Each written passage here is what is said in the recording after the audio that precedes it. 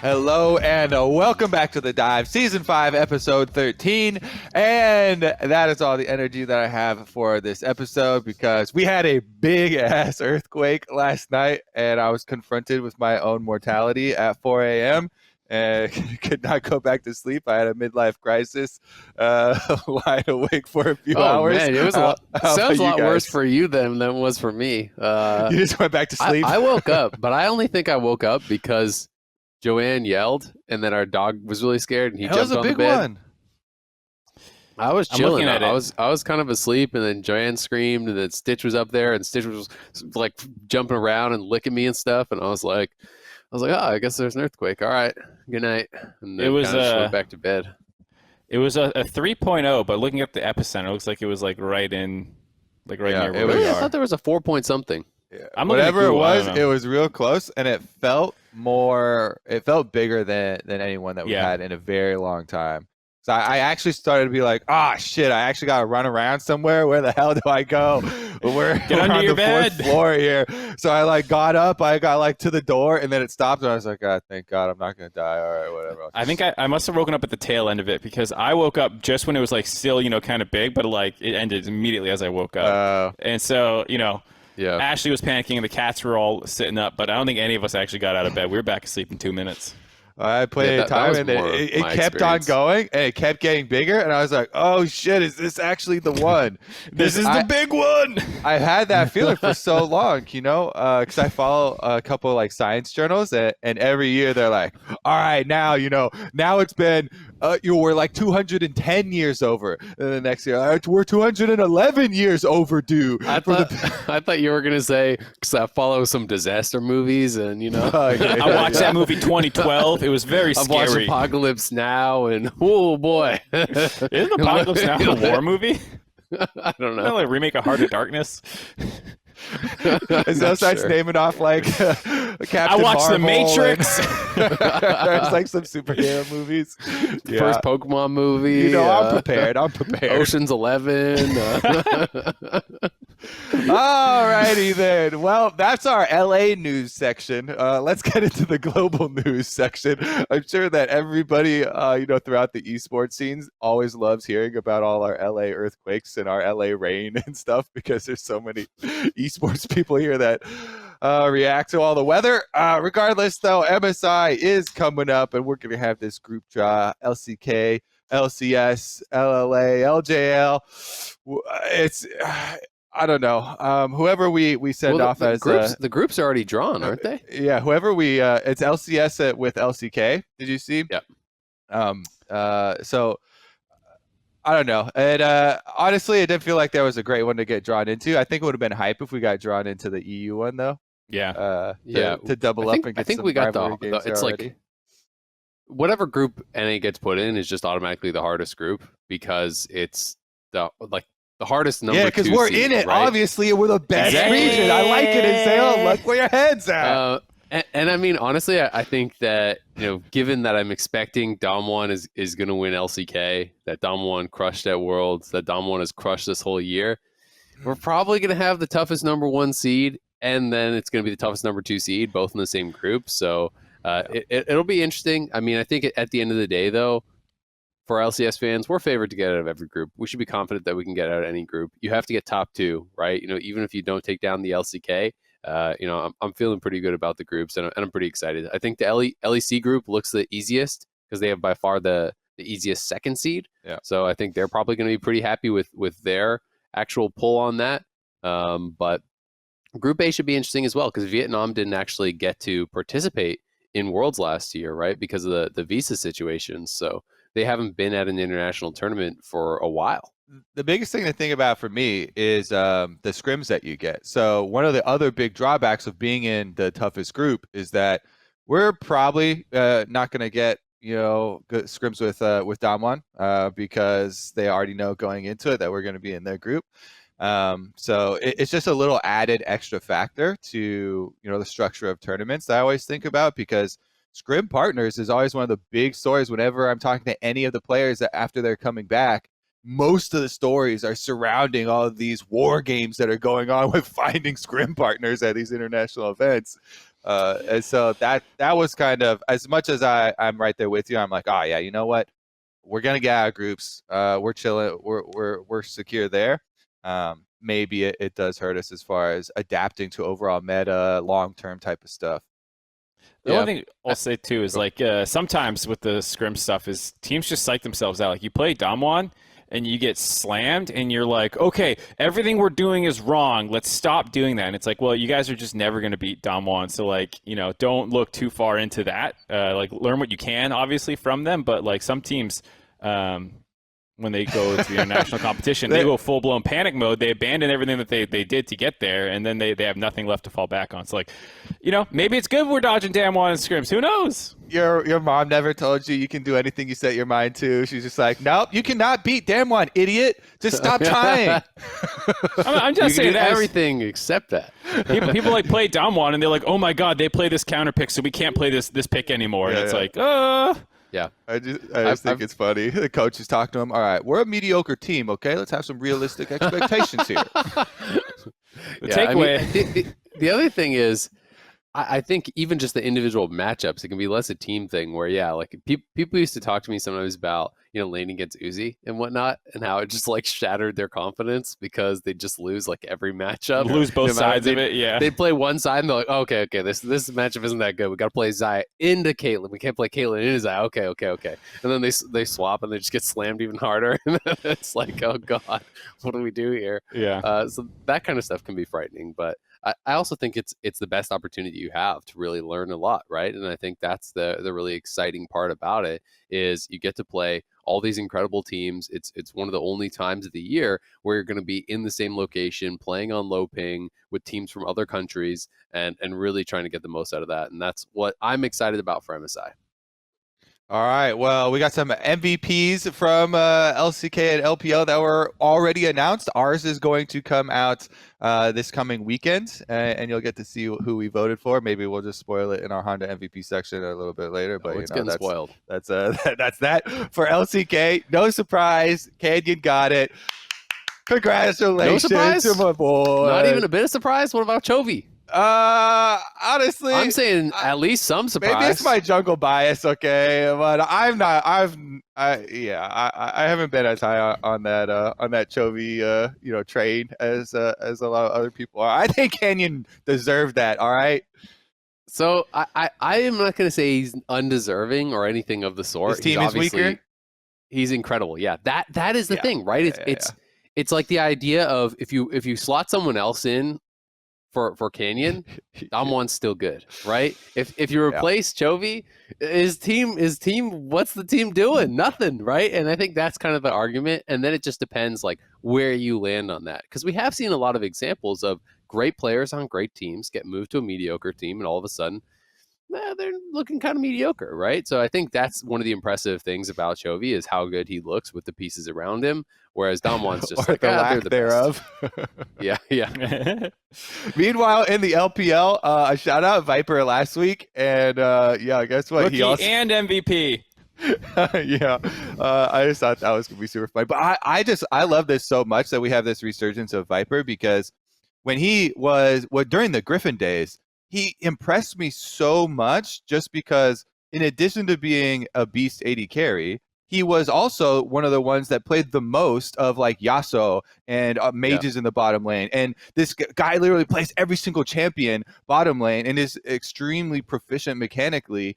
And so I was always so hyped for him. And I was sad when he went to Hanwha Life jail for half a year. So I'm excited. He's like, poof, I'm out of here. He escaped the whole country. Now he's going to rack up all the awards. Even though, it's not relevant now because to his EDG stats, because he's just playing all standard AD carries and stuff. But just that he has that background and that depth as a player, was always impressive to me. Moving right along, Wild Rift. I know that you, at least Mark, you have not played it. I don't know if it's sir. I don't think you've played it. I'm not a mobile gamer. Yeah, I'm not a mobile gamer either. But that's the thing. I actually had a lot of fun. So we're in Discord, and a couple of our friends were playing solo queue, and so we just had like the Discord streams on or whatever. And there were 5 of us sitting there, and we're just like, we're kind of watching, but we're also still half bored. So I was just like, all right, let's just download Wild Rift, and we all got in, and it was so fun. Mostly because it's a shiny new toy, and you're just stomping people because we're all good League players. They have no idea jumping on this phone, or we're like probably like beating up this like 8-year-old kid or something who just downloaded it on his iPad. But it actually felt good. I'm not a mobile gamer, like I said. I never even have enjoyed a mobile game for more than like 5 minutes, and only probably ever downloaded like 3 or something like that. But it was really fun because obviously already a League player.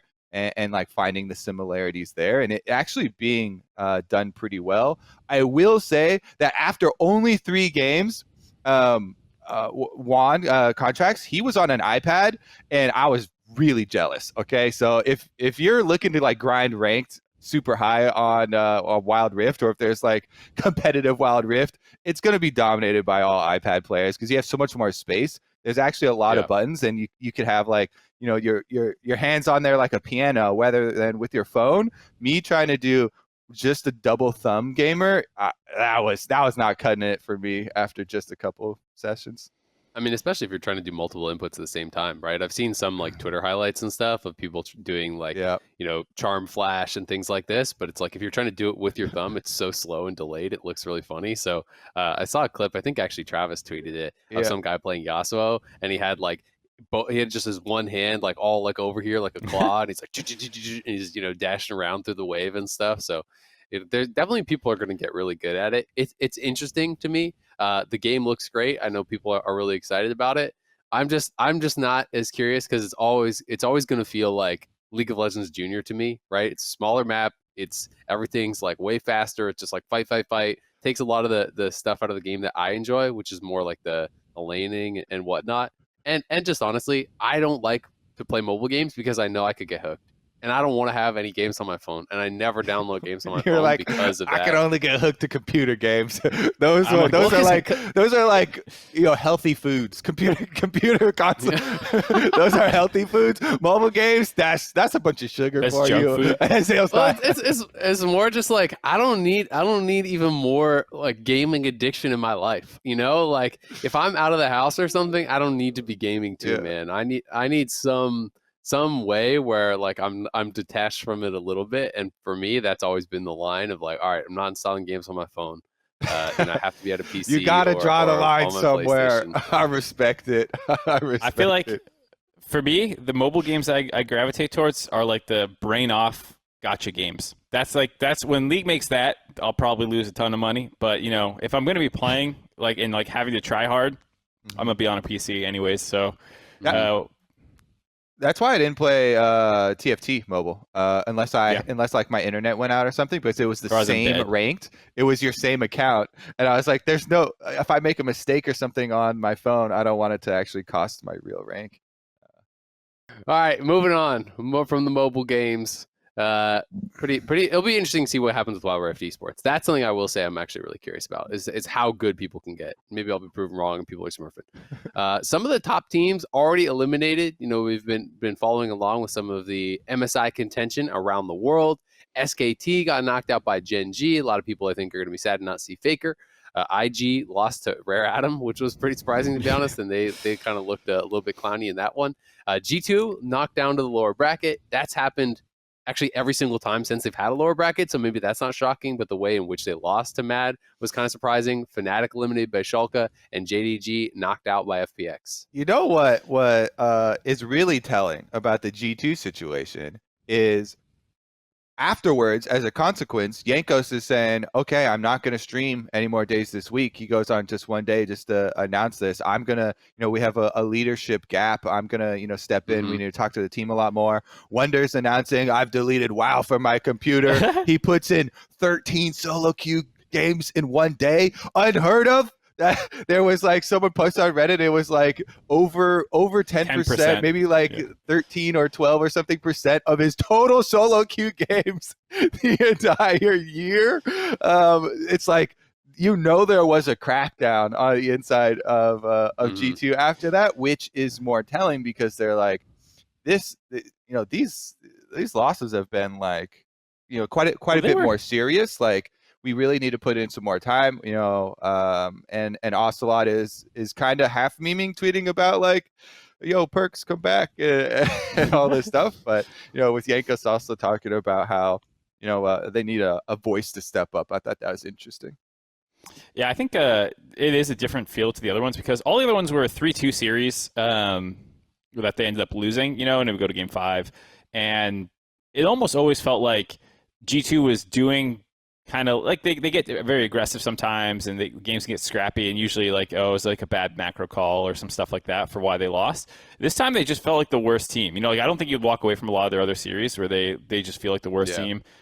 There were more individual outclasses than I can remember from any of their other like drops into lower bracket, and like the drafts didn't feel as good. So like I totally see why the team internally has a much bigger reaction, because I think like you VOD review that and you go, oh, you got a lot of work to do, whereas the other ones you VOD review and you're like, hey, don't do that, and come on guys, let's shape up kind of thing, you know. So like it definitely did feel like a different loss in a lot of ways. No, I agree. I mean, I think Mad looked really good, you know, and this is I mean, it's like it's only Fnatic and G2 ever win in the LEC, right? That's just like how it is. G2 has won a million years in a row, and for the first time it's like, hey, maybe it actually won't happen. Fnatic's already out. You know, this is them not making the finals, which is pretty rare.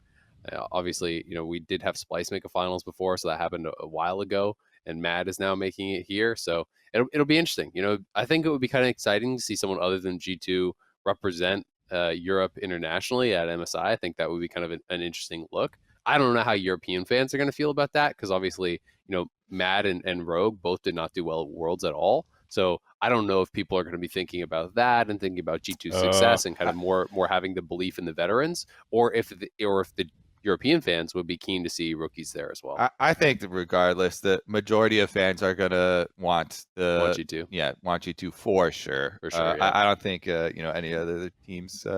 You know, if it's not Fnatic, if it's not G2, then the fan bases don't really come close. It's like an outside party, though. I'm down with Mad winning. But then, you know, even if there's a collapse of a different team that's not G2 there, then, you know, everything is they're gonna be all like, the Johns oh, well, come G2 out. wasn't there. You know, that was it's just a yoke, man. You'll see us at Worlds, okay? What was I going to say? Oh, yeah, the Fnatic one, though. The Fnatic getting eliminated. That was just a blasting, too. It was a straight-up 3-0, and they got eliminated. I remember the moment I turned off the series, I didn't have to see any more in game number 3. They get eliminated in the exact way that so many people are talking about this team changing after losing Reckless and Nemesis, where they go for this bottom tower dive, you know, on the lower outer turret on Abadaje he's got flash up on Corki, and he's like kiting them back in under the turret, and you can see the moment they make this call, and Hilly and Blippo and everything, they're like, we're all in.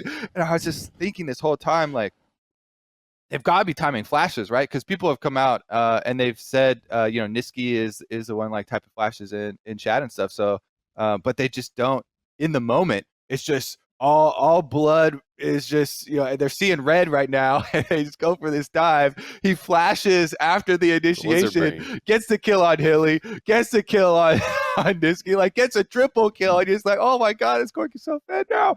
Can't take anymore. And for something, when a play like that happens in a game, you know, you're already down 0-2 in a series, you're like, rip. See you guys in a couple months. Now. That was a rough series from Blippo and Hylissang. You know, I got to be honest. Hylissang is an incredible support player, and he does play that line of like just far enough and too far so well. Yeah. And he's almost always on the right side of that, right, where he's stopping recalls and he's doing all this extra annoying stuff that other people wouldn't risk, and he gets away with it so much because he is so good at it. But you know, when it looks bad, it can look real bad, and it looked real bad in this series where it was just, you know, getting caught out left and right, you know, trying to stop a recall, dying for it, you know, all these things just kind of kept snowballing. And yeah, they got smacked. Like Schalke looked really, really good against them. So it was definitely an impressive series from them, who then lost later. But but still, you know, they gave Fnatic the beat down on their way out. I guess just real quick to finish up, the only other one I'm mega sad about is SKT. I actually haven't even watched the series where they got eliminated. I only watched the DRX. I watched them win. That they won, and it was cool because like this hype train is building of like, oh, is it gonna meet back up SKT versus Damwon finals? That would be hype, right? Everybody, right? You, yeah, and it's just dead now. And Genji's like, nope, that wouldn't.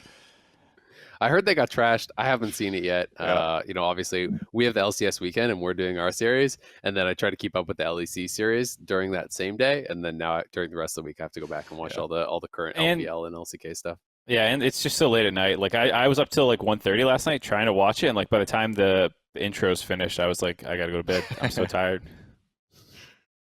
All right, on to the next section here. We got the Honda MVP. Who is your Honda MVP? We're coming down to it next weekend. We will have the reveal of who the actual MVP is. So make your case, lads. Blabber. Alphari. Blabber. Okay, I'll say it louder. That's my case. It would be it's easier. It would be easier for me to counter your Blabber argument if I included playoffs performances from perks and stuff to have like the argument of the players around. But go ahead now, Mark, because I'll stay true to the rules. And the boundaries of this MVP award are the regular season. Cut all of this playoff out of your brain. Yeah, definitely have to do that. You also have to go back and remember the entire regular season. It's not just like how they ended. And I know Blabber did have a bit of a stumble right at the end. I think he dropped off compared to his complete dominance that he had for the majority of the regular season. He is, I think, just the best jungler we've ever seen in North America. And I think, he doesn't have the entire career to back that up currently, but in terms of raw skill, I don't think anyone's been more dominant for the last, had a better 3 split stretch. Maybe you could say like Meteos right at the beginning of his career. But other than that, I think Blabber is more aggressive. The meta was not particularly well suited for fighting early, a lot of power clear focus. He still was incredible at making plays. He was so in people's face. He forced so many mistakes out of other teams that he was then able to punish and get huge leads for the team. When Fudge was still struggling a little bit at the start of the split, when Perks wasn't totally integrated with the team quite yet, you could see a little bit of disconnect. It was Blabber really carrying that team. Their bot lane was also really good. Obviously, the whole team's really good, but I thought Blabber was huge for them. And I thought, that little stumble at the end, it wasn't like the same stumble at 2020 when they really fell off a cliff and you're like, oh my God, Blabber's just killing himself. He had a couple bad games, but I think everyone over the course of the split had a couple bad games. Everyone talked about Alphari's at the start of the season. So for me, he was the best in his role by a country mile. I think that he also had the biggest influence on games over the course of the regular season. I don't think anyone impacted games more significantly than him. So that would be my case. So you think that Santorin was further away from Blabber than anyone was from Alphari for top lane? Because I think these are probably the 2 most common answers. Yeah. And I actually thought Santorin was, he did not have as many of the there were clearly games where it's literally Blabber actually just wins the entire game for Cloud9. And it could even in some of the times was points where, one of their lanes was severely struggling. And he was just getting so turbo fed and actually taking over the game. So I definitely see that, but I thought there were a lot of them too. And especially some of the matchups specifically with Santorin, where he answered it pretty well. Yeah, I think Santorin's incredible. So, maybe that's the weakest part of my argument that I put forward there was that Santorin is pretty close. But I think Blabber is still the best. I think he's the best player in the league, as well as having a huge performance. Yeah. Are you talking about this split or just period? This split. I think I don't think anyone had a better split than him. I think Perks, for example, would be someone that if you're talking about raw skill, I would have a hard time putting Blabber over Perks. Or DJ or whatever, right? Yeah. Yeah, it's interesting. I'm on the Alphari side. I voted for Alphari. I just felt like he had a historically good split. I felt that, to kind of steal from Kobe, I thought there was a bigger difference between Alphari and the second best top laner than there was between anyone else in any other role, right? Including Blabber and Santorin or whoever you have second there. I just thought it was astronomically big how good this guy was across multiple different play styles. He immediately came in, dominated lock-in, changed the way that Team Liquid looked and played because he gave them that carry threat. Even his laning stats, like his damage output, like are all phenomenal. It's not just CSD. Like, his average CSD was 12.5 ahead at 10. Next closest was Impact at 3.5. The funniest stat, though, to me, and stats aren't everything, but the gold difference at 10 stat was so funny to me because he's 493 gold ahead on average at 10. Next highest in the whole league for top laners, plus 35 gold, Finn. And it's like everyone has these horrible goal differences at 10 because everyone has to play Alphari and get smacked by him. It's like no one else has good stats in the top lane because they're all too busy just getting trashed by Alphari. And I know people will look to the playoff series and be like, well, he's not that good. He lost to Fudge. And the thing is, it's regular split award. This was all the voting was done prior to playoffs, so there's no point really discussing that or talking about that. For me, it was just an incredible split. He did have a couple of those games, as you're talking about early on, the revenge game where he's getting killed, a little bit of cockiness, blind picking things like the Kennen and the Gnar and getting Aurelia and beat down by that.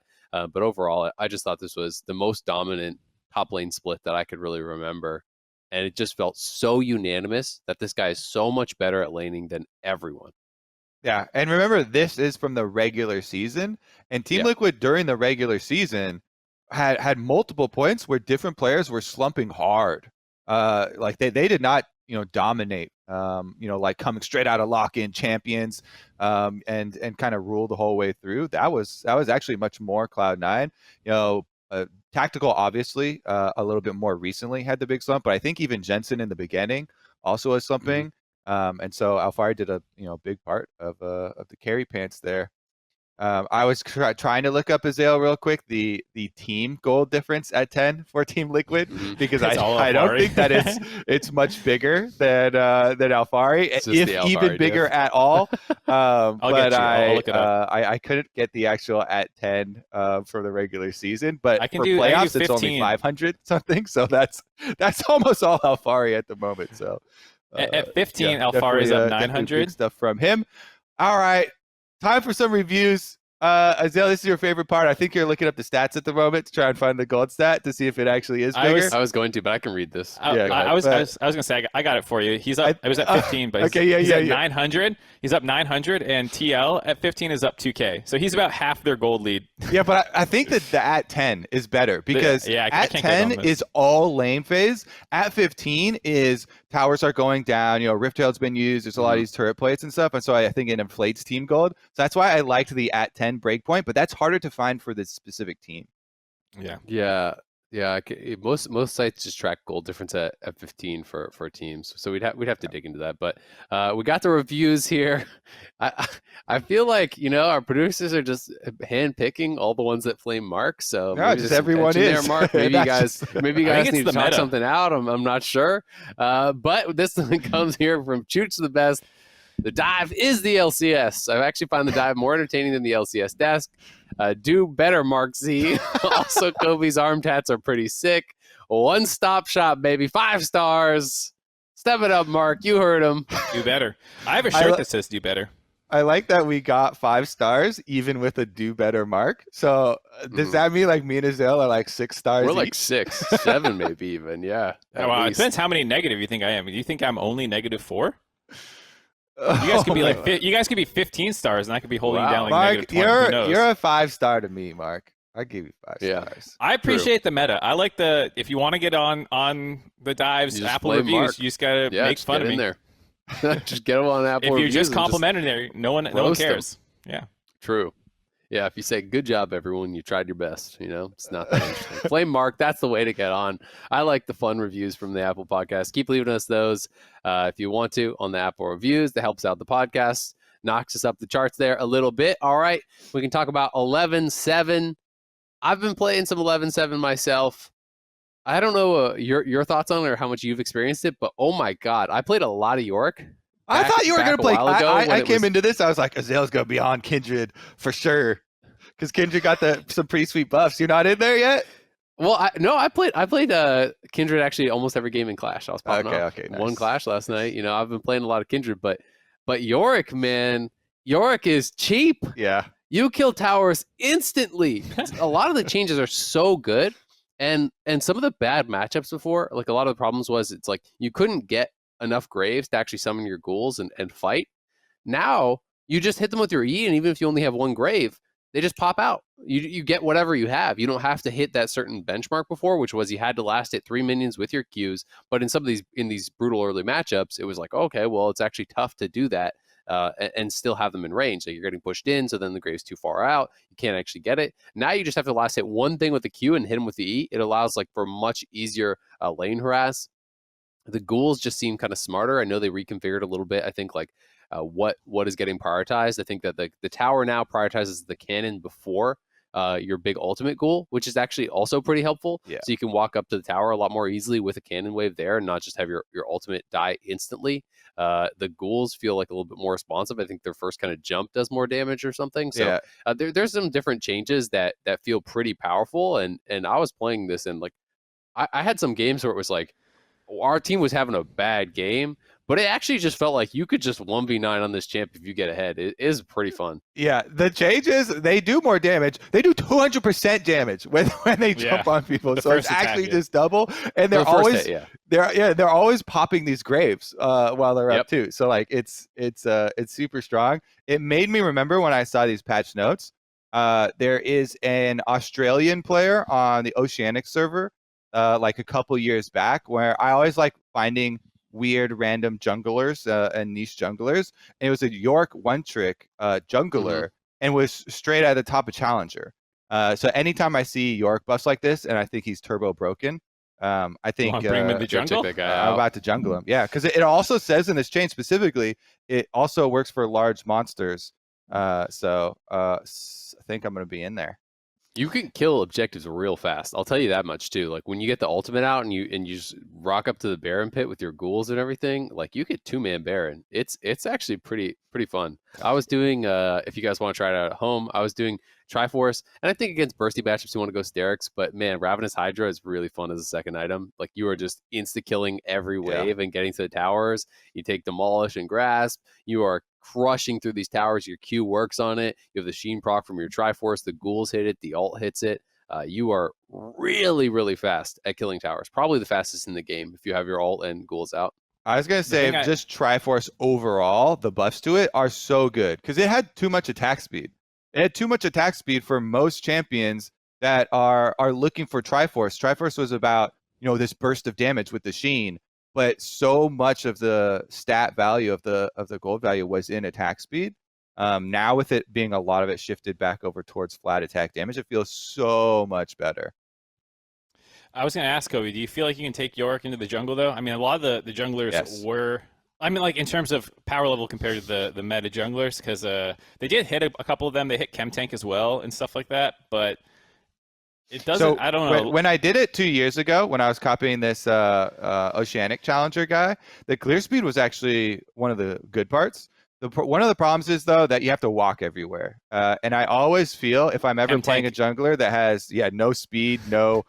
dash, I just feel like I am like hungover or something, and I just you're playing jungle at like 80% if you don't have some sort of dash or move speed bonus or something like that, and that's always the hardest thing. But if something is overstated enough that you just win every fight, that makes up for it because I like winning every fight with somebody that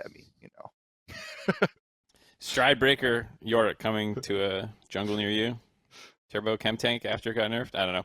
I'm a little sad that there were more drastic changes to a lot of the top picks in the jungle. I generally agree with like the whole like knock them down slowly thing, a little bit here, a little bit there. But with MSI coming up, I'm scared that there won't be enough significant change. We're not exactly sure what patch is going to end up on, but like.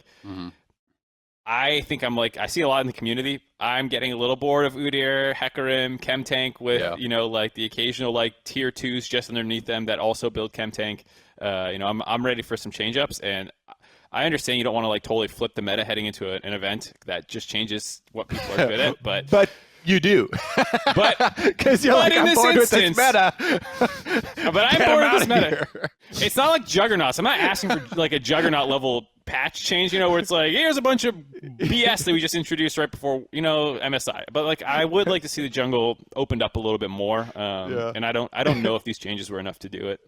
Yeah, no, I agree with you. I think it's funny because like I know you don't want to have these drastic shifts in the meta, but everybody does want a drastic shift in the jungle meta. So read the room, change it. Yeah, exactly. I mean, it'll be interesting. There have been some little nudges here and there, and like Kindred just got or buff rather, like you said. So like at a certain point, if threat gets low enough with these champions and you can get away with it, maybe you can get them back in there. But I still think that the problem with Kindred and the problem with all junglers that aren't being meta right now is just that the absolute cutting edge for like the fastest clears is so significantly better than a lot of the champions that are a tier below that, right? Like when you look at an Udyr clear and this guy's like 3 minutes through 6 camps, and then you look at some of these other champions that are like 30 or 40 seconds behind that, and it's like, well, okay, like you actually just can't do the same things. You can't compete for a scuttle, or you have to skip camps to do it. And then if you lose the duel to Udyr, who's actually good at doing that too, then you're super like you're so behind, So it's one of those things where, to me, that's where a lot of it comes from. It's just like the initial clear is actually so fast on these champions, and it just pushes everything else out because they have way more options. You either can do a super fast 3 camp clear and you have an immediate gank. You can 6 camp clear and still be at scuttles on time for spawn. You can do just way more different things and have it feel really good. Yeah, that's what I was saying about the nerfs. Like it's charge damage on the Hecarim, it's base AD on Udyr. It's stuff that like does matter, but not hitting the thing that feels like it's suppressing the other champs necessarily. Yeah, only little hard thing is there, if you take clear speed away from Udyr, he's not going to have much left, so they have to be delicate with it. Kill him. Drop his legs. He's had his time. Make him crawl. He waited so long for this, though. Okay, Udyr's been waiting years and years. I hate and that years justification. You're gonna tell me. That's the worst justification. When something gets like super overbuffed and it's like, it's fine that Warwick has a 70% win rate and one-shots you with Blood Razor because Warwick hasn't been good in ages.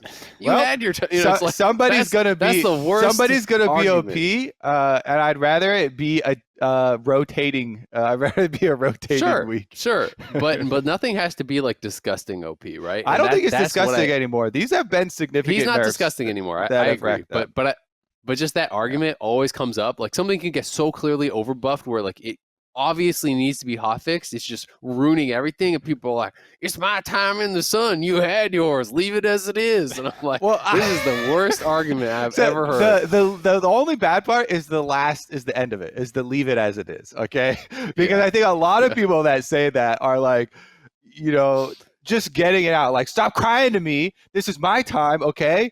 I'm happy to have my time, but if you go so far as to say just leave it, Morgana W one-shots you, so what? Who cares if it's a bug? She hasn't been good in ages. Zoe's been in the meta for 3 years. Let me play Morgana mid.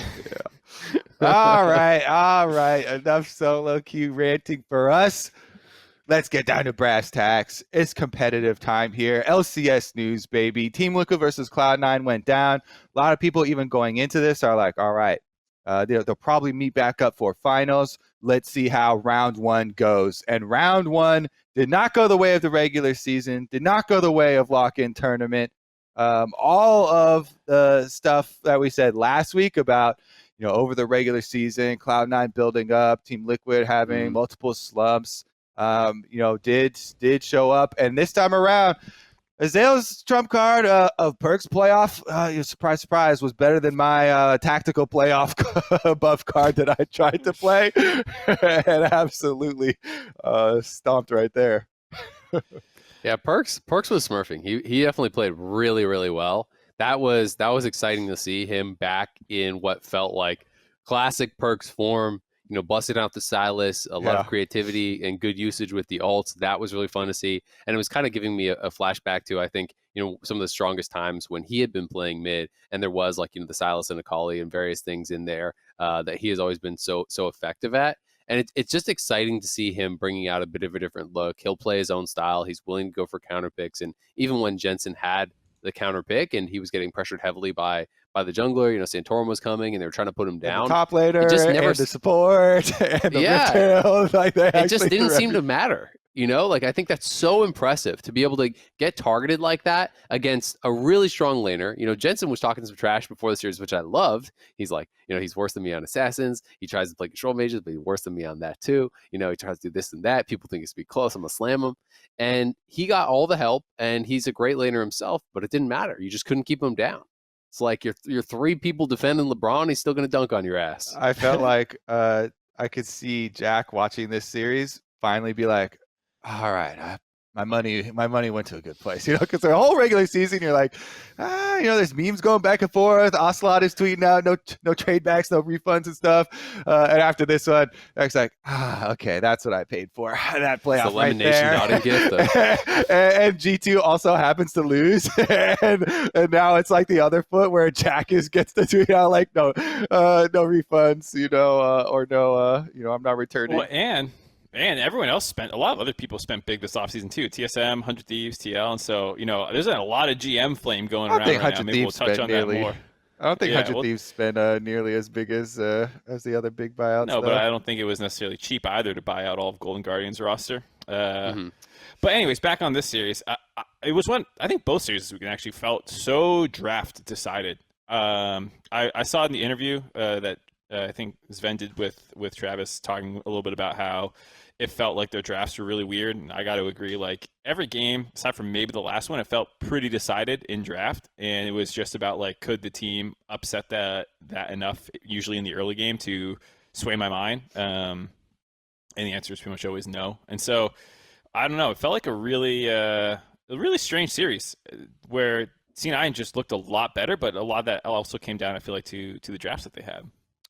I will say that game number 1, Cloud9, they pick winning lane top, Sylas mid, and strong early game bottom. You know, that's the one with Renekton top, and then they had Kalista, Alistar bottom, and Sylas mid. With Nidalee, was pretty similar to one that Team Liquid attempted later and could not, you know, dominate as much early. It wasn't exactly the same. You know, they didn't have Renekton, but it was like, it was a similar idea, right? And it felt like Cloud9 played and executed on their comp and their win condition better than Team Liquid. So this one, I felt like after this series, I was like, woo, Cloud9 is going to the finals looking like a favorite, looking like a pretty heavy favorite here.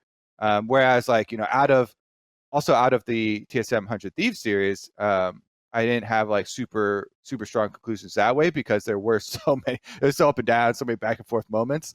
And stuff like that. But I thought that Cloud9 actually did have really good game plans. They weren't the same every game, and they did, you know, execute well on them in game as well as, you know, not just out of game and champ select and stuff like that.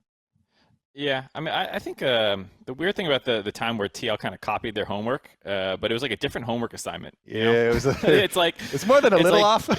Yeah, it's like game 1, you know, TL locks Hecarim, Seraphine, and instant you get the call out with the Sylas because it's a good matchup in the Seraphine mid. You have 2 sick ultimates you can grab right away. They haven't put Seraphine elsewhere, and it's like, what, you're going to put that bot lane for like Core JJ or Tactical? Like, go ahead. That's not how your bot lane wants to play, and it just threw a huge wrench in their game plan.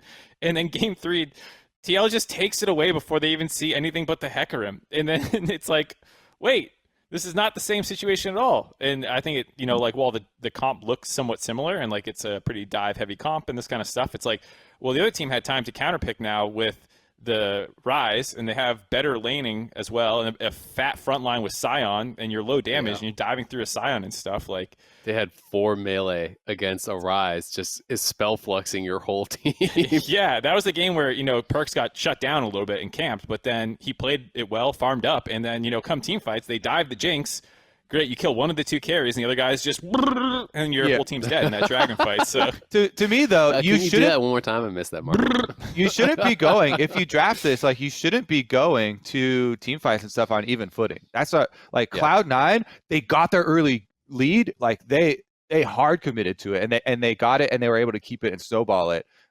You're 100 times out of 100, you're going to get outscaled, you know, versus the Jinx Rise versus that matchup. You have to, you know, get stuff done early. You know, you put a timer on yourself. And I know that's where you see stuff like LS is always super against early game comps and early game champions and stuff like that. And so, you know, he's going to hate even the game 1 draft for Cloud9. I think he was super against it. But they show that it is risky, putting this timer on yourself. But that is how Cloud9 showed that you can execute with these types of strengths of the champions.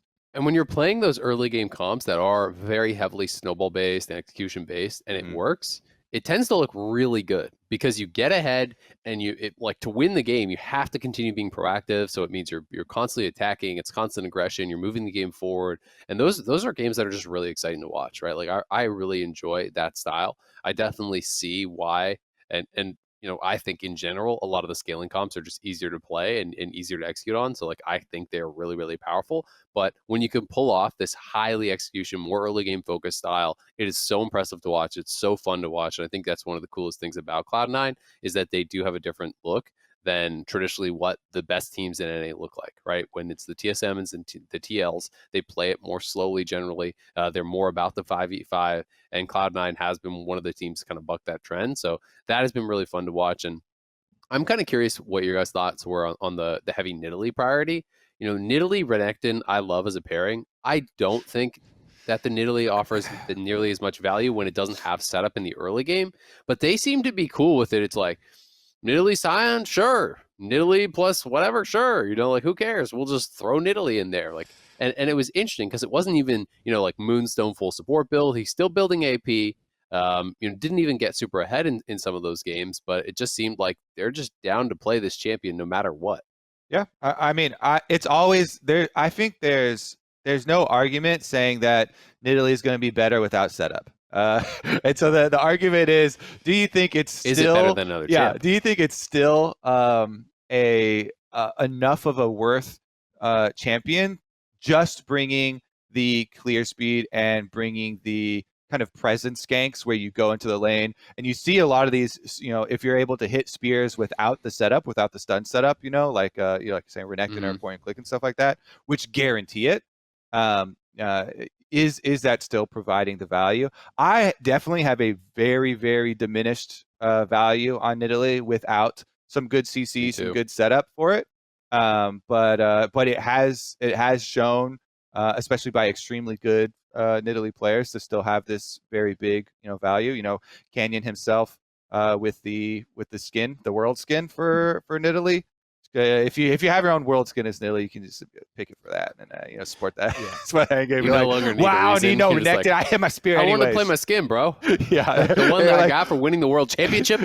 Yeah, it's like, well, okay, yes, sir. Go right ahead, sir. Yeah, I mean, I don't think Nidalee is I'm also with you. I'm not a huge Nidalee fan. I think it works really well, like in their game 1 draft, especially seeing what TL played into. But then game 2, like you're saying, it's also not just like, okay, I have a bit of setup with Rel Kalista bot lane. It's like, well, you're also playing it to Senna TK, which is like a pretty difficult lane to make plays against. You can't really go on in either of them because one gets devoured and saved, and the other one has a gray health and is going to get heals and shields from the Senna. So that was a game where it's like Nidalee has nowhere to go, and you get outscaled, and you're super short range comp playing into Seraphine, GP, Senna. Like you're gonna get kited to hell, and like by 15 minutes that game was over. But in game 4 they won with it, and it also seemed kind of random, right? It's like you don't really have a tremendous amount of setup in that game either. I mean, they had, I guess, Ashe post 6, but it's like Sai on top, Lucian mid, Ashe Braum bot, but there's a TK there to answer the Ashe. Yeah.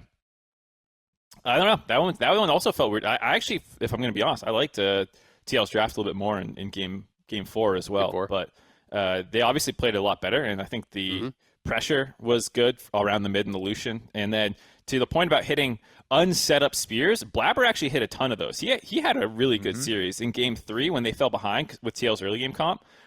He went into side lanes and did a couple brush camps, lane ganks, which I don't see enough junglers do in NA about just willing to sit in a brush for a hot second and actually wait for the play to develop in the bot side. Then do one in the top lane to help recover that game after they fell 3K goal behind and lost all their outers. Like that was really good stuff. And then the Nidalee game in game 4 was hitting some max range spears without too much CC landing beforehand. So I'm hot on C9. I think they're easy favorites. Coming out of this series for the rest of for actually win the finals. Yeah, If it is, actually whoever it is, because a lot of people are probably still thinking it'll probably be a rematch, and Team Liquid meet back up there. But yeah, regardless of whoever it is, I think there's no doubt Cloud9 has looked the best of any of these playoff teams, from previous weekend. Yeah, I thought they looked really, really dominant. On the TL side, it's interesting though, because I agree. I think everyone kind of went into this weekend being like, all right, yep, it's going to be, this is probably the finals, a rematch, that may be coming down the line. But TL got beat, I think, a lot harder than people were expecting, right? The only game they won felt like the one that they had, complete draft dominance. It felt like they kind of almost checkmated them through the draft. So it was like, well, okay, yeah, you can have that one. And TL did play it out well and won it. But beyond that, it felt like they really did not look dominant. They did not look like what we were expecting. Fudge was obviously a big question. I thought that was such an interesting story to follow because he got absolutely trashed by TL in lock-in in a lot of the games and really was getting beat by a lot of people. And this has just kind of been his growth. We saw him really do well against a lot of these top laners, and he held up fine against Alphari. So then when you're talking about, the individual skill gaps that you're expecting TL to maybe be able to exploit, like that's the one everyone was pointing to and saying, yeah, just give Alphari counter pick, he'll slam Fudge, that'll be a way into the game. And whether or not, TL thinks, all right, well, that's more of like a Scion thing. We just need to like take away Scion or have something that's like more anti-tank. That will be interesting. I'm going to be excited to see what people bring as the evolution. If they're against TSM, it might just be like, double weak side, right? Tank versus tank up there in the top lane or whatever, because TSM was leaving Huni on an island too. What it was is Alphari kept leaving to go try and go mid and help out with all the this mid stuff, and Perkz just keeps a lot of these attempts. They were throwing everything, like you were saying earlier, at mid lane to try and take down Perkz. And they got him a couple times. All right, you got him a couple times, but it never turned into a big PowerPoint for Team Liquid to actually be able to win many of these team fights, and especially the Rise game where then he's got this other threat on the team, which is the Jinx, and he gets super fed off this one team fight. Then he also in that game is 5 CS away from flame horizoning Jensen after getting like 30 ganks towards mid and Rift Herald towards mid, because then after the a bunch of money from the Dragon fight is able to pop out to the side lane and get all this extra CS too, and gets the 6 item rise extremely quickly. So I think that all the Team Liquid members, and they even had Jat talking about too, there's so much to work on this week. It's crunch time for them. You now have to do 2 best of 5s. That's the advantage now for Cloud9. They just kind of get to wait in the finals, and the other 2 have to fight it out quickly. Let's move on to the TSM versus Team 100 Thieves, though, because this one, that was back and forth. I think this is another one where it did feel like both sides came out with a similar mentality to Team Liquid, where they're like, wow, there's a lot of stuff we need to look at from this game, to prepare for Cloud9, a lot of stuff to clean up. And that kind of goes along with that feeling of everybody else is trying to scale this mountain to prepare really quickly to be ready for a finals match for C9. Yeah, the biggest thing that stood out to me in this series was just, the improvement of Huni and kind of the settling of how they're using him. I think I talked about this whether it was on the dive or maybe when I was doing a dueling draft or something, but just in general, I've felt like TSM, their best look has been with Huni weak side, right? And playing towards bot lane, allowing him to be that weak side player, which really isn't the way he built his reputation, but I think he's really settled well into that role. And this felt like such a good demonstration of that. And it felt like, the rise of Huni, but also a kind of a bit of the fall of Someday, where it's like, this guy blind picked into you 4 games in a row, never mattered. Right, like he only had the Jace as the answer to the Gnar. He got CS advantages. He did create edges there. That was good, but it didn't really amount to enough. He had some good team fights and things like this, but it was just kind of interesting that it was like they were just slapping this down and saying like you don't have anything else, right? And these kind of advantages are not enough for you to win the game. He wasn't willing to bring out an Aurelia. They never tried like Camille plus plus Olaf to try to kill a mini Gnar over and over. They never tried a different look. And that was the thing that really felt very interesting for me about this series was Huni played so well weak side, and 100 Thieves had like one look, and that was it. It was like, well, he picks that, we pick this. Oh, it's not working. All right, we're gonna pick the same thing. Yeah. I think this game, the series to me felt like 100 Thieves didn't think they could win late game. It felt like they had in their mind heading in that, like, all right, TSM is going to be better if we just go scaling. So we're not going to go scaling. We're going to pick aggressive laners basically in all 3 lanes. And, we're going to try and get up there and just win through lane with counter pick top. They had the Lucian and the Tristana mid before they started going a little bit more late game. I think they, over the course of the series, realized that maybe we can team fight them. And that's why they ended up by game 4, finally getting off the Jace and going to the Sion after they won the much slower game 3. But yeah, I think it was a really weird look the first 2 games that didn't really they couldn't execute on, because a lot of those comps, like, yeah, they can get lane advantages, but playing it out from there is actually harder than a lot of other drafts. And 100 Thieves has not been a great early game team since lock-in, basically. So it was a really weird game plan to see. It didn't feel like it played to their strengths recently, at least. Especially with, like, okay, maybe they can win bot side, and then, like, you have these 2 heavy counter picks and solo lanes that are probably going to need a lot of jungle attention. So this was a really weird series for me, both in terms of, like, draft, but also gameplay. Like, I don't want to be the negative Nancy kind of, like, oh, this looked horrible, but this was definitely a series that left a lot to be desired by both teams on the Rift and their decision making and stuff. And it was a little painful to watch. I was glad I got the Saturday series after watching this one. Yikes! I was casting. I remember during the story meeting for this week, I know a lot of people were high after they beat Dignitas on, like, oh my god, someday to slam Fake God. And I was like, I still think that the main and biggest and honestly almost only win condition for 100 Thieves is their bottom lane. And despite the strong performance versus Dignitas for top side of the map, and I think that it again played out that way, where the bottom lane was actually getting advantages there. I think FBI was better than Lost in the majority of situations, like almost all of them. So the bottom lanes was getting some. That was every game. It would be like, everything's crumbling here for 100 Thieves, but the bottom lane, maybe, and then they get beaten in team play. But I think that is something that now people are looking at this 100 Thieves squad, and I think there's an over amount of criticism to your point about, like, negative Nancy and stuff like that. Remember, this is the majority of the Golden Guardians that were bought up. They still placed better. This is top 4 for the old Golden Guardians. I think we power ranked them 4th, right? Like, they basically finished where we thought. 3-4. Yeah, but that's better than where the Golden Guardians. Well, that's what I'm saying, is that's like they met their expectations. Yeah, exactly. And everyone's so negative. Everyone's just clowning on them. Like, get rid of Papa Smithy, fire everybody, reforge the whole team.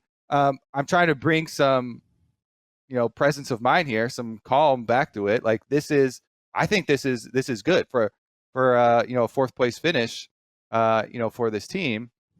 But that's not where you want to end up. So everybody looking now at what are going to be the changes for 100 Thieves. Again, we kind of went over this earlier when we were talking about possible directions to go for this team. I still think, like, building off this bottom lane and maybe making some changes, mid or jungle. This definitely has a high peak still. They can just you got to keep on building. It's not like everyone right now is flaming and calling for people retiring and getting fired and stuff like that. I just think it was so overboard. Yeah, I thought so too. I mean, Roma obviously isn't the best, but I also think that the flame and stuff on him was pretty overboard. Like, I had people like that seemed like livid that I had said that he was having a decent series, right? Going into the series, like we had the analyst desk thing where 90, we kind of set 100%, yeah, 100. High put it at 100 to 0, and to me that's literally Challenger versus Iron. Like 100 to 0 is like you're I like it as disparity. A statement, Pardon? I like it as a statement. He's trying to get across. Yeah. I get it. But my point when I brought this up in the cast was more like, people expect this to be so comically one-sided, and Brown did fine. Like, yeah, he missed shockwaves. Yeah, he's not the best player. PoE's better than him. We all knew this going into the series, but it wasn't like he's getting blown out in lane every game. It's not like he is the sole reason that they were losing. And I just felt like people were going overboard with the criticism, with the hate. I think he played fine for someone who's like a low tier mid laner in the LCS against the guy who's the best control mage player in the league, right? And people are going to say PoE is not about his laning; it's about the team fighting. But at the end of the day, it is what it is. There was a lot of problems for 100 Thieves. I agree. I think that they are a team that should be about FBI. That's why in the cast I was talking about, get this man off Ashe, right? Like you're putting him on this like support duty, basically. This utility marksman. And even in situations where I felt like it didn't make sense, especially I think it was game 2, where Ashe was literally their only engaged, and they have a Braum, and they're against like a cleanse ADC and an Alistar who can just tank the ults and then ult out of them. There was like so few ways for them to actually find engage and find picks, and I just hate those comps, honestly, in general, where you don't really have any way to start anything besides maybe like an absolute miracle pick or praying that the other team engages into you and fails. And that did happen, once or twice where TSM failed an engage and then they kind of kite back and were able to kill you off. But like, I liked the look much better when he was on, the Ezreal in the third game. But even in that game, I felt like, TSM, to talk a little bit about them, kind of like gave him the game with some of these swaps, right? Like these Herald swaps, I thought were so costly for TSM, where they send everyone top, and FBI was just getting solo experience bot lane, and they have their Jinx up towards the top side for so long and grouped for so long. Yes, they got the tower first, but it's like you got first tower. FBI got solo experience and gold from all the waves and got multiple plates himself. He ended up 2 full levels ahead of the Jinx and had an Essence Reaver when Jinx is on like Zerk Greaves and a couple pieces. And it just felt like the game was so over from that point, where it's like you have given such a massive advantage. And it's one of those things where this isn't just an NA thing. And I know people like to roast NA for the Rift Herald plays. I see this worldwide when I watch every league. People are just so over prioritizing it. I feel like it's talked to death, but it just drives me insane seeing some of these plays where it's like, are you just not understanding that experience is also valuable? Do people only look at the goal on the scoreboard and say, well, we got plates, so it's worth more? Like, not only are you discounting the value of the experience, which is worth hundreds of gold per level, and you're discounting the fact that all of the gold is concentrated on your marksman player when they're solo bot and everyone else is top, which is worth even more, because guess what? Completed items are worth much more than the parts. Like, there's just so many things that it feels like people are not thinking through, and this is a worldwide problem. It's really bizarre to me. I cannot believe pro teams are still doing this. I feel like it's been talked to death, but that was one where I'm like, TSM, you literally just lost the game off that Herald play, and you got first tower. So if you think that was a good one, to me that was just like, what's going on here? Well, what was going on? I think it looked pretty like they arrived late, so it's the worst of all worlds. And if you're looking at trying to rack up, how much gold could you get out of this play? Well, it was actually negative for that, because they not only do they commit to trying to get 5 people up to the Rift Trail to get that, but they get there late, so they don't get it, and they lose out everything on bottom side, because 100 Thieves did not bring bottom lane there. They still had FBI only come halfway up the river, and he actually never even left. So then he gets back down and also gets a push in. So you have negative gain there, and that's a timing issue in addition to a macro, like just overall from a 500 feet view, is it good? And honestly, like if you're ever in a situation where you're getting nothing, then you have a bunch of wasted time, then it's just going to be insanely trash. But back to way back to the 100. I think Mark wanted to get in for a second. Okay. Did you? Or... Yeah, I mean, I had a couple things, but I think like the TSM macro too wasn't just around Rift Heralds, it's around Dragon and Baron setups. Yep. Like with Alistar, it never marked the jungler like ever. And there were a number of steals that went over. Their dragon control was pretty terrible for a lot of the series. I mean, TSM had 100 Thieves had early game comps, so they should get most of the dragons early on. But other than I think game 1, where they properly contested third dragon, I think they struggled for a lot of the rest of the series, if I remember correctly. And so that was super disappointing. To just see both teams just like hitting the dragon, staring at each other in the river. One team has an Alistar and he doesn't, punt the closer away. So I think those are some of the areas more so than individual skill or maybe some drafting stuff that I would look at for TSM to need to shape up next week. And then I think both Kobe and I were going to go back to 100 Thieves a little bit there. Yeah, because that one was kind of at the beginning, and I was like, "Whoa, we're not letting 100 Thieves off the hook here." Well, because that's what I was going to say with like the whole they finished higher than last split, and I'm like, yeah, but like trajectory matters. It's not like look at what they did. Just finishing, it's upward. Like they actually dropped. They did not finish better than they started this split. Yeah. They got worse, and they got worse by a fairly large metric compared to every other team coming out of lock-in.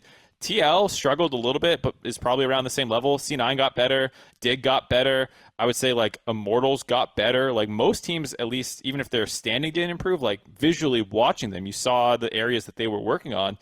100 Thieves is, I think, the only team I can think of that just, came out and got way worse. Yeah. And that's why I think people are so mad is not just like, okay, yeah, they finished 4th. People are happy about that, in a placement level. But like when you saw the team's potential earlier, it's hard not to be like, God damn, what happened? Yeah. And on the Ryoma thing as well, I think that part of the reason that people are mad, like even though you're trying to get across this idea of having like a lower bar and the lopsided matchup, the mistakes, seeing the mistakes in there are like, are big too. And I think that PoE actually played worse than I thought he was going to play.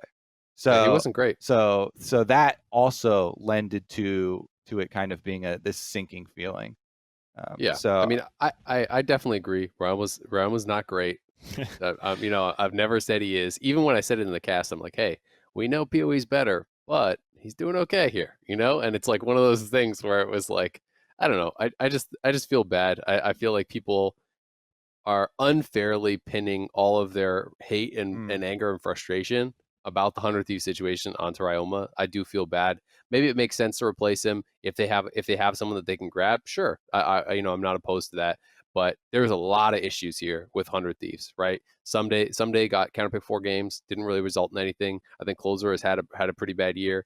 Even some of the draft priorities and things that they were putting their bot lane on, I thought didn't make sense. I think their team compositions as a whole didn't necessarily make sense. The team has become completely stagnant, as you said, and then started going downhill. They lost their proactivity. Like there's like 100 things you could talk about. 100 Thieves. 100 problems. 100 problems.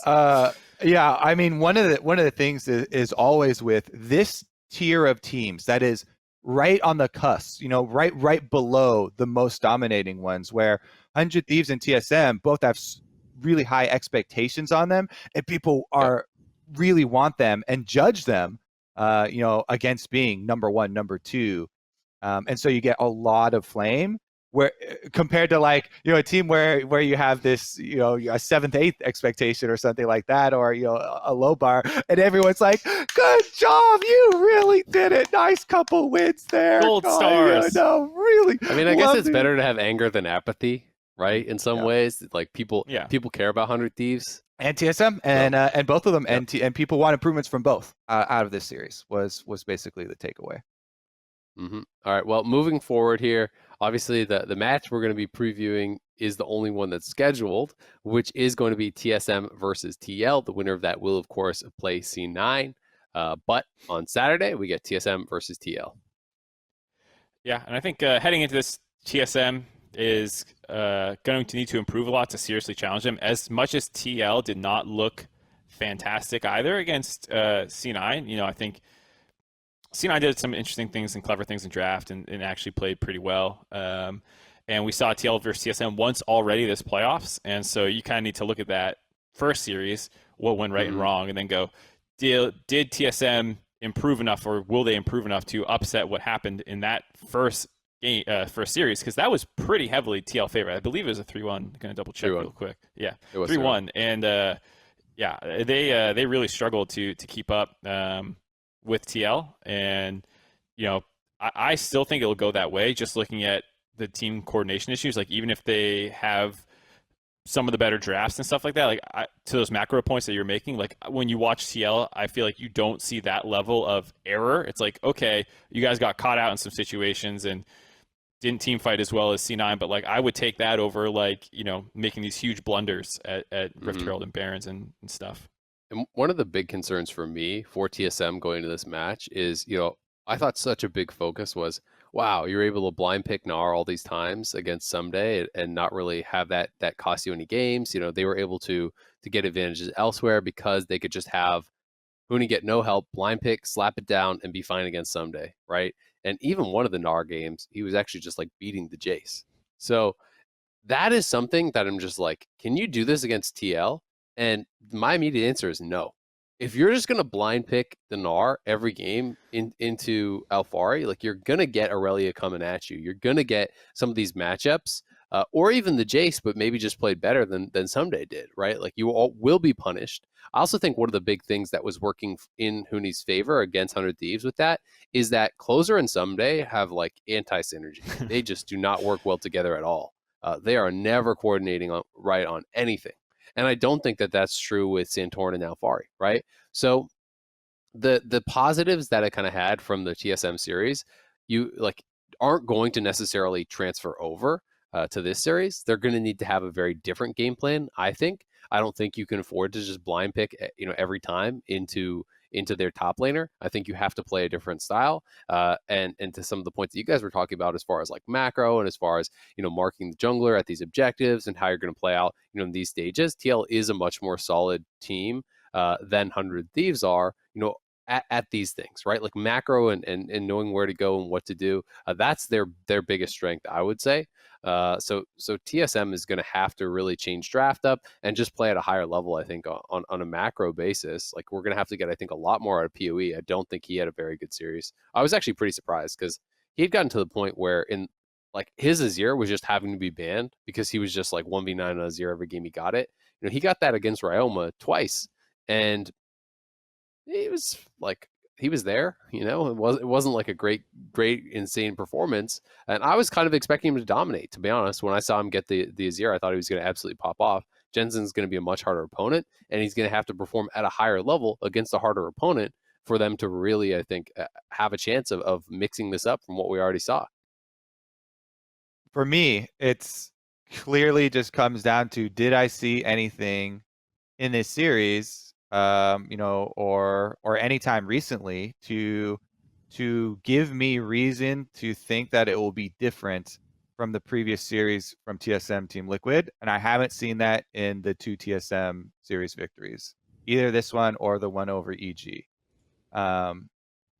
Even though, yes, Team Liquid also definitely struggled and had a poor series versus Cloud9. That is Cloud9 is the best team in the league. And like you're saying, as far as where the strengths and weaknesses are matching up, it still feels really hard to flip on what we saw already in playoffs. And that's one of the things with our new playoffs bracket and setup here. We, Team Liquid has the confidence of, trying to go into this rematch off a very recent victory. So it definitely looks difficult for TSM. They're into crunch time, baby. Got to get those improvements done quick. Yeah, to your point about TL not looking as good versus C9, I also think a lot of that comes down to, I thought C9 did smart things in the draft, like blinding Silas right into Hecarim, Seraphine, just sort of such a wrench in that game plan. And there's no world where, PoE does that. If you early, take Seraphine, Hecarim, like I don't know what TSM's plan is to try and punish that. And same with like kind of I thought the Fudge Scion was annoying for them to deal with, but if against TSM both play Gnar, like Alphari actually played Gnar a bunch in the first matchup and stuff. So like I think the draft will be it's a lot easier to draft versus TSM. They did try mixing it up with some of the Nocturne tops and stuff like that, but at that they've shown their hand at this point. I assume TL will prep a little bit more this weekend for the Scion if it comes back up, and of course for the Alphari is also playing a fair bit of Nocturne top. I watch his stream a decent bit, and I always try to watch the pro top laners. Not that many of them stream, but he's actually one of the guys that does, and he's been playing a lot of Nocturne top and seems to think it's pretty OP. So TL, he at the very least would understand it and maybe be able to bring it out himself. It's definitely tough. It's also one of those things where you can't look at the C9 TL series, like to your guys' point, and imitate, right? Sometimes you get this game plan where it's like, oh, well, someone else beat them. They're in the lower bracket. All right, let's copy and apply it. But because the way that these teams play is so different, I think that is more difficult. And at the end of the day, I just think there's no easy answer for TSM. TSM is just going to have to play better, right? They're just going to have to step it up to be able to, I think, compete against TL, because I think that, they showed a lot of holes still here against 100 Thieves, which is a weaker team. We already saw how this went the first time around, where it was quite TL favored. So it does, I think, require some pretty exceptional performances from these guys. I think if they can get into a situation where they can find some sort of a pick that is allowing Huni to not be, punished on the top side for playing weak side, maybe something like the Gragas or the Sign, if they can get into a situation where he's able to hold his own on that side of the map, if PoE's having a really good series on control mages, if you get some sort of really proactive game plan happening with Spica and Sword Art, maybe that's the way in. And that's kind of how I'm looking at it for TSM, is like, all right, get these guys on playmakers, get them having a good game. Maybe things can kind of happen on that bottom side of the map. And if you can get PoE to a good spot going in team fights, then hey, TSM are in with a chance. But it's going to be tough for them. And I think they're going to have to play at a really high level. Meanwhile, I got an easy time over here doing the Team Liquid research and the preparation. Like, these guys are in the lower bracket. Let's just copy whoever sent them there. Oh, it was us who sent them there. Yeah. Let's copy those guys. Guess what? We can copy them because we are that team, and we have the exact same style as us. Can you plagiarize yourself? Keep going. Yeah. Can you copy your own homework? Is that cheating? Okay, well, predictions then? Oof. I think 3-1 TL. I mean, I assume we're all TL. It's just if you think you'll give them a game or not. I'm going 3-1. I think TSM will get a game. I hope that TSM come in with a game plan that surprises me and that the series becomes more competitive as a result. That is my hope for this series. I really want it to be a close competitive series. I want TSM to prove us wrong in some of these things that we are talking about. But I just think that drafting is way easier for TL.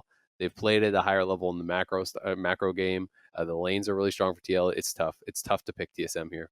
Bjergsen, put your jersey on. Get in there, buddy. Bjergsen in a suit. Show you something different. If Bjergsen comes in and beats Jensen, comes out of retirement as a coach, that's a way to tilt him. He goes in with a PoE mask on. What's up, guys? It's in person. It's not going to work this time. Yeah, we get the appearance of Coach Bjerg. Maybe there's an on-stage Bjerg playoff. That's why he's got the mask, guys. Don't worry about it. Yeah, honestly, I do think there's going to be improvement for TSM. They're going to spend this time wisely. But man, so I'm going to bump it up to a 3-2 from last series.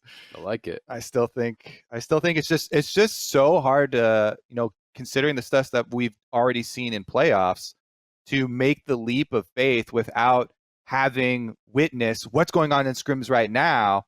To make an argument with confidence that they have improved that much and they're going to actually beat him this time. I give a thumbs up to Azael's 3-1, so I'm on board with most of what he said. I don't think we've had a 5-game series in playoffs yet, right? They've all been 3-1s or 3-0s. Yes, sir. I don't. Teams all 3-1 or 3-0s. It's true. I feel like a lot of the series have been really draft decided, where teams haven't been able to figure out game to game how to neutralize the things that went wrong. So that's why I did a number of 3-2 predictions, but I think I'm over them. I think I'm over 3-2 predictions for this playoffs. Yeah. Well, the one on the dive doesn't count for the analyst points, so I'm 6 for 6 on series later. Really? That's pretty good. I think I got the previous TSM series wrong when they lost to TL. I thought they were actually going to win coming into playoffs. But I think I've gotten every other series right, and I think I've gotten almost every series score right. So I don't even know how many points that's worth. But I think I'm doing pretty well. Yeah, I've gotten the winners right, but I definitely missed game scores on a couple. I'm 3 and 3 on game scores. 3 right, 3 wrong, but 6 for 6 on I also might just be remembering more positively. All right, good to move on to some anchor questions here. Yeah, I got them all right. I'm pretty sure. All right, first anchor question. This one is coming from KSM. Hey guys, KSM here, and a quick shout out to Kobe saying that he liked my voice last time I called in. I'm a firm believer that us boomers got to stick together, so I appreciate you, brother. But on to my question. So TSM has now defeated EG and 100 Thieves back-to-back. EG wasn't quite a convincing win, but 100 Thieves was a little bit better. They have shown some progress, it seems, and specifically with Huni blind picking into Someday multiple times and, playing weak side very well. I was very impressed with him. And my question to you guys is, do you think Huni can do the same into Alphari? And do you think the TL-TSM outcome this coming weekend will be any different? Thanks, guys. Kobe. I mean, I guess we basically we kind of just talked about it. I think from my point of view, you can't do the same thing, right? Alphari is more flexible. He's willing to play more of the different hard counters. He's going to bring out the Aurelia if you're blinding the R every game. He's going to be willing to play things like the Camille and whatnot that Someday hasn't really shown. So I think you can't do that, at least not in the same way. Maybe there is a pick that can allow you to get away with that. Maybe you can go towards the Scion and just like ban Gnar every game, and maybe that's less abusable unless TL picks it away. So, I mean, if TSM can find out a way to accomplish that, I think they maybe have an in the series. If they can't, I think it's going to be tough. Yeah, I think what you said about when you're talking about MVP for Alphari, you highlighted a lot of the reasons that he is built different than other top laners. And so even if, Huni does play weak side, it'll still be a bigger struggle. And, I think there's a world where he could do it if, the Scion pick is working and they still haven't found an answer to that. And then you get a Grog's game in, like you said. He played Renekton in their first matchup. I think that went all right, if I remember. So I don't know. I mean, like there's champs that can do it, but it's really hard. I mean, the series versus 100 Thieves was just straight up insulting Someday. I thought that was just like top laner, gauntlet is thrown. They just like slapped him in the face. They just like did the exact same thing again. And you're just like, huh, you can't just do that to him. What the heck? So yeah, no, I didn't think they could do that to Someday. I don't think they could do it to Alphari either. Maybe they proved wrong though. Huni was talking about it afterwards. This dude is brimming with confidence. He played Gnar for SKT on the world stage. So he's got a good Gnar. Got Gnar. Does have a good Gnar. He can do it. All right, next one. This one's coming from Bryan Brunh, I want to say. Hi guys, my name's Bryan, longtime listener, first time submitting. With Cloud9's victory over Liquid on Saturday, one, do you think Fudge is a legitimate win condition now with how he went toe-to-toe with Alphari and neutralized his mistakes he was making in lock-in? And two, if you had to recreate a top-lane power ranking for the playoffs, where do you think Fudge would rank now? Thanks, guys.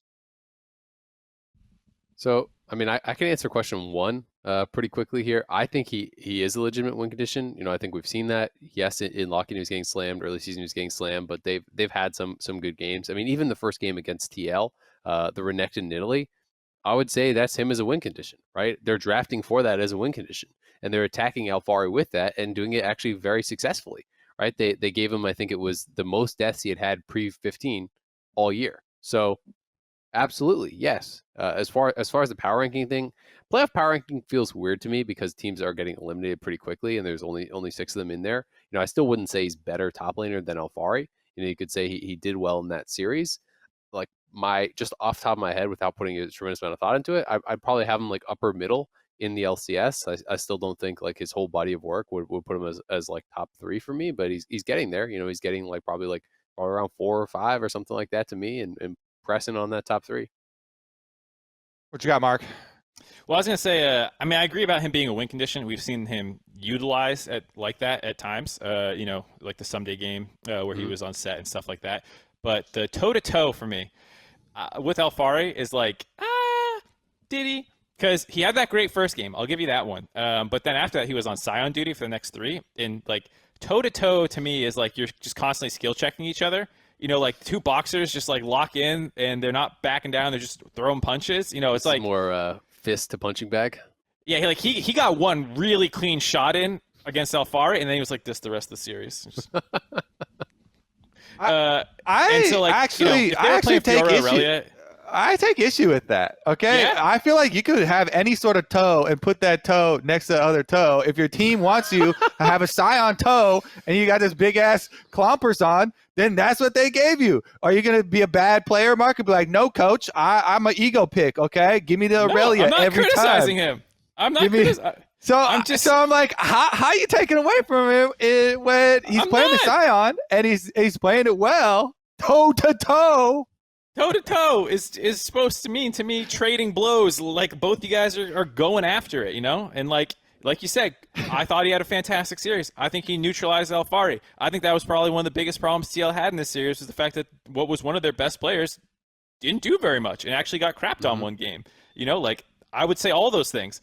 I wouldn't say playing Scion 3 games in a row is going toe to toe. I would never say playing Scion 3 games. I have equal toes. Can't have some fucking big floppy toes over here with Scion and little dainty Aurelia toes or something. Camille blades on this side. That's not going to work out. No. Honestly, for me, for the first part of it, I would not rank Fudge above Alphari yet. I still think you can easily be a win condition for your team without having to be better than the other top laner.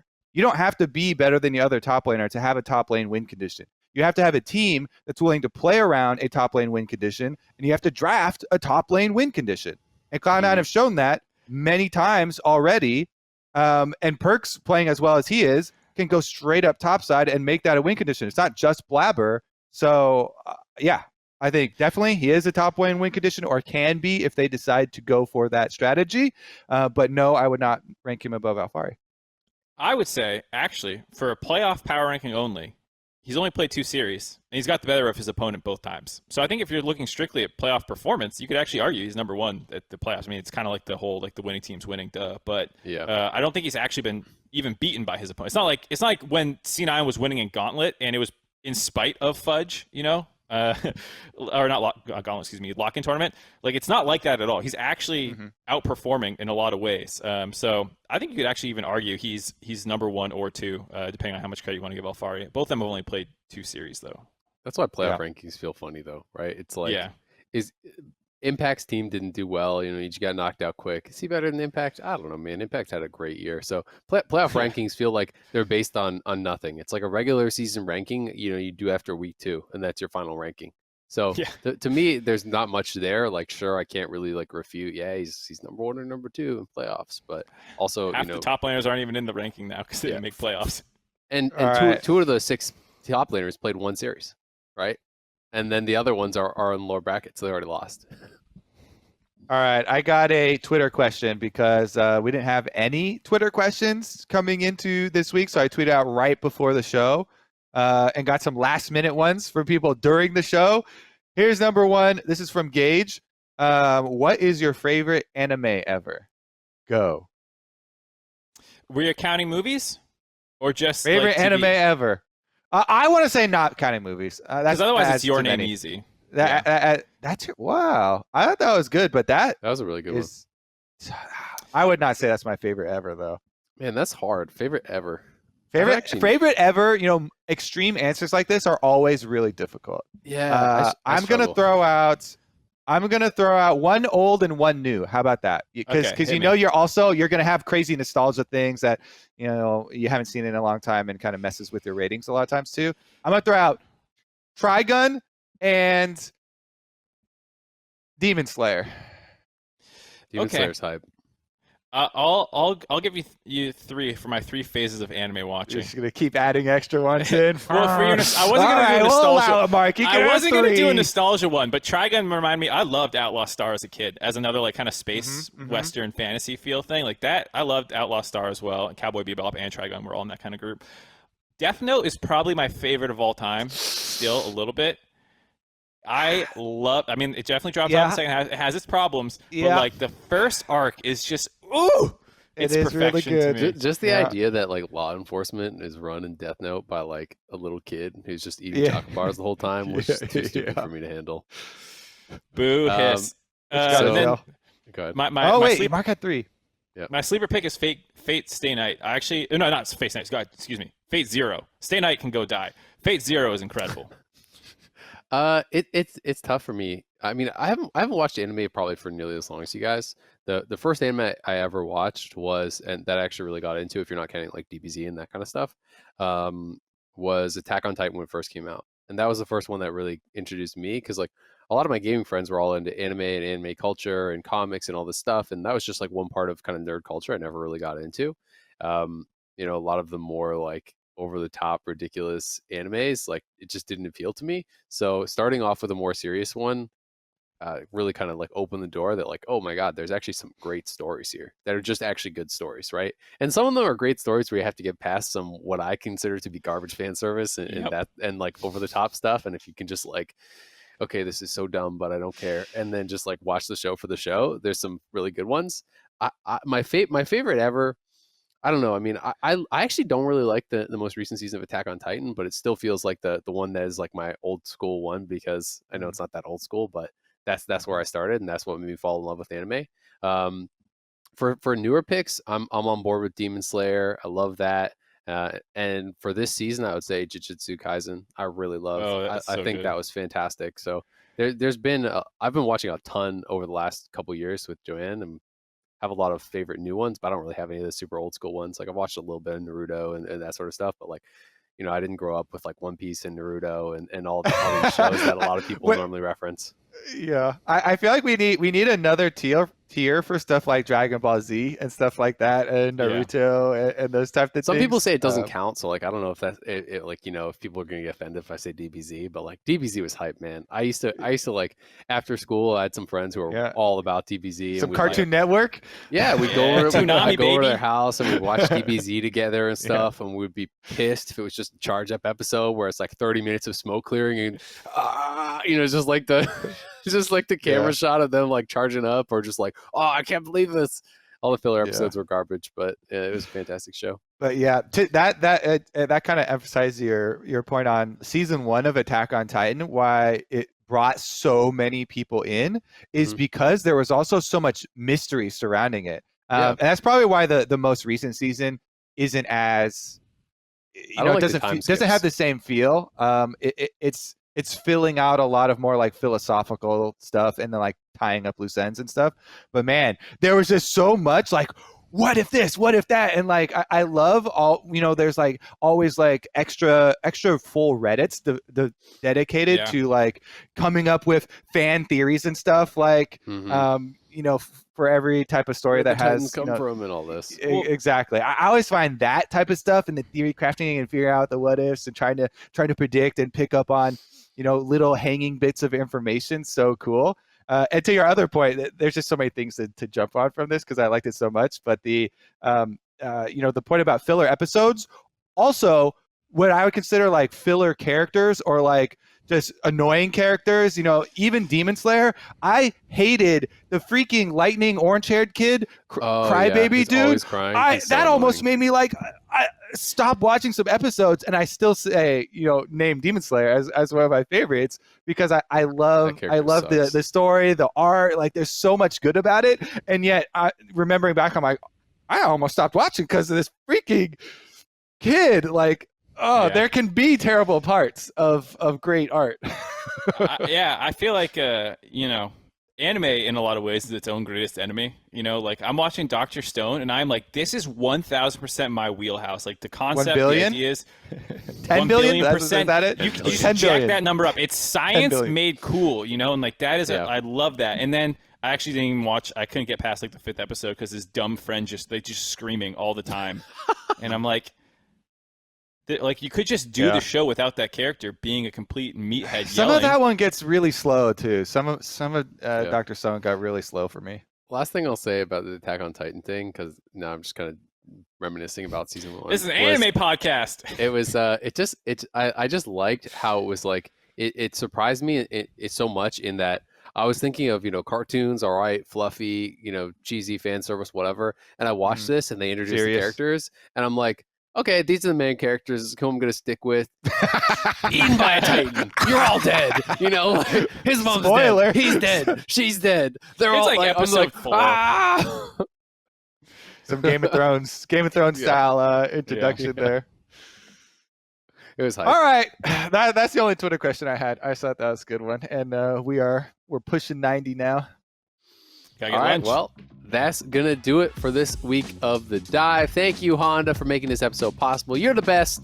You're the real MVP. And remember, you can check us out on Spotify, Apple Podcasts, Anchor.fm, and especially sub to the new YouTube channel at youtube.com/LCS. Keep sending us the Twitter questions, hashtag the dive LOL. Send us the voice messages on anchor.fm. Leave us reviews flaming Mark, and the producers seem to love those. They'll pick them, and we can hear Mark getting flamed week in, week out. Love to see it happen. The Mid-Season like Showdown. Love you, Mark. Keep it up, Mark.